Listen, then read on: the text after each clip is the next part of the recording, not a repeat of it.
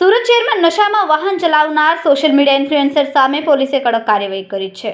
Viral વિડીયોના આધારે ઉત્તરાયણ પોલીસે કાર્યવાહી કરી અને આરોપી હિરેન કોભાઈ બુહા ઉંમર વર્ષ 28ને ઝડપી પાડ્યો. આરોપી પાસેથી ગ્રાન્ડ વિટારા કાર તથા દારૂની બોટલો મળીને કુલ 10 લાખથી વધુના મુદ્દામાલ જપ્ત કરાયો. આરોપી સામે મોટર વ્હીકલ એક્ટ કલમ 185 અને પ્રોહિબિશન એક્ટ હેઠળ ગુનો નોંધીને કાયદેસરની કાર્યવાહી હાથ ધરવામાં આવી. નશામાં ડ્રાઇવિંગ કરનાર સામે સુરત પોલીસનો આ કડક સંદેશ છે. ગઈકાલે રાત્રે આશરે લગભગ 24:00ની આસપાસ દુખિયારા દરબાર રોડ પર એક